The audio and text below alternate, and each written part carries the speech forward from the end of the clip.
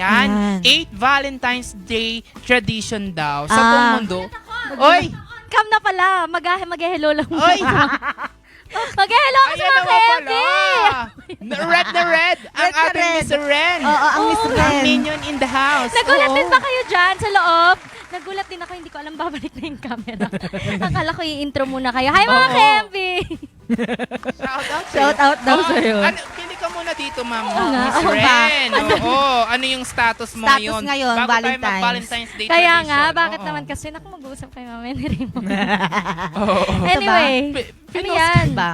Ano ba to? Uy, hindi! Mali. Oh, Ito, ito. Good mayat morning, na. Marilag. Ayoko niyan. Mayat niya.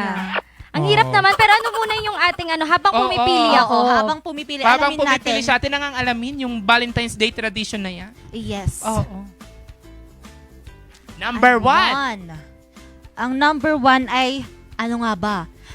Packing meaning into different flowers. Ito nga nung noong 19th century, nagsimula ang tradisyon na bigyan ng kahulugan ang bawat bulaklak dahil sa hindi lang roses ang pwede para sa Valentine's. Ang number 2 naman ay gifting a paper puzzle. Naging uso noong 18th and 19th century sa England at USA ang pagbibigay ng folded paper puzzle purse na may nakatagong love message kapag nabuksan at may maliit na regalo sa gitna tuwing Valentine's Day. Oo, yung Oo. number 3 naman natin, mga ka-MB, Ay celebrating Ito ay Black Love Day on February 13. Kasi nga naman, mga ka-MB love knows color. no color, love Race. knows no Yes. gender, and etc.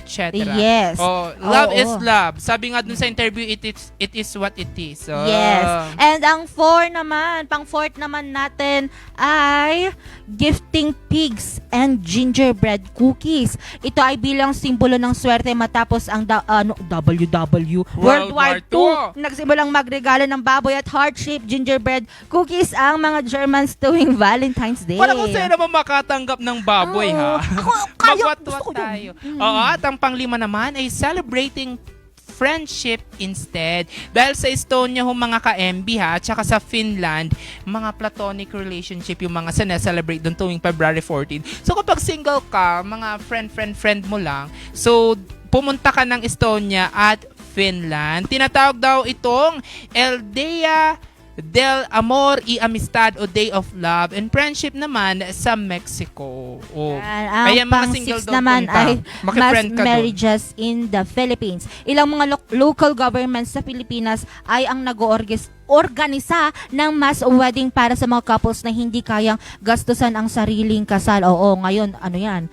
Usong-uso yan tuwing Valentine's. Oo, mga nakakakilig moments. At ang pampito nga, imbis na mga babae yung nakakatanggap ng tsokolate dyan sa Japan, yung mga lalaki yung nakakatanggap ng Valentine's chocolate o yung tinatawag na Honmei chocolate o True Feelings chocolate daw sa kanilang nagugustuhang lalaki. So yung mga girl, yung magbibigay. At Giri chocolate o Obligation chocolate naman sa mga lalaking katrabaho kaklase. So pag Kaklase. nakatanggap ka Kasi ng naman, Giri chocolate o katrabaho ka lang, oo. Oo. At ang lastly naman ay naming a roach after your ex. Uy, totoo to, Charis. Sa Chicago's Brookfield Zoo, sila naman ay nag-o-offer sa mga bisita ng pangalan ang mga alaga nilang ipis na kapareho sa pangalan ng kanilang ex. Ipis lang, yung iba aso yung ginagamit. Hindi, charot, hindi po.